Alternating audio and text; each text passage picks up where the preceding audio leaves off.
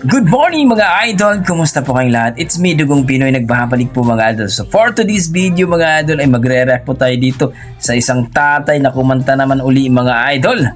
Well mga idol, kayo nang humusga kung gaano siya kahalimaw pagdating sa kantahan. So courtesy po ito kay Ronaldo Montibon, no, na talaga namang nag-viral din ito sa ating sa aking reaction mga idol. So panoorin natin mga idol ang kanyang kinanta. Kung ma-appreciate nyo ba, kung masasabi nyo bang halimaw talaga itong si Tatay Ronaldo Montibon. Let's go mga idol!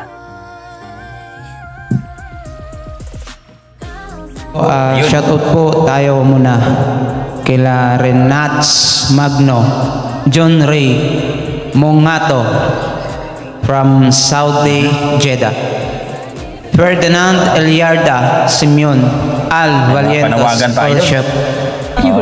Olshap Copy de Aspin and Donalyn Madrigal. Shoutout kay Tatay Ronaldo mga idol. So sa inyo lahat guys, maraming thank you po sa walang sawang suporta. Ayan na, Tatay Ronaldo Montibon. Let's go Tatay, kaya mo yan?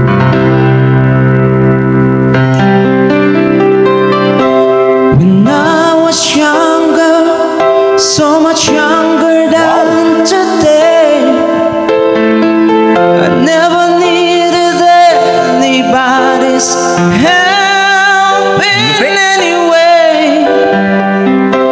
But now these days are gone, I'm not so self-assured. Now I find I've changed my mind, I've opened up the doors. Help me if you can, I'm feeling down, and I do appreciate you being around. Help me get my feet back on the ground. Won't you please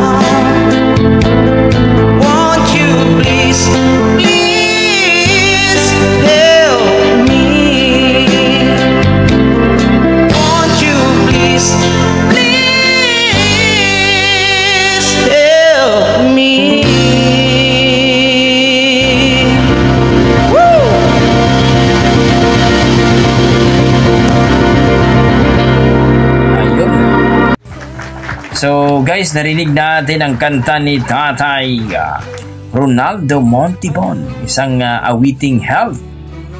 Kung baga, nag-cover po siya kay John Farham.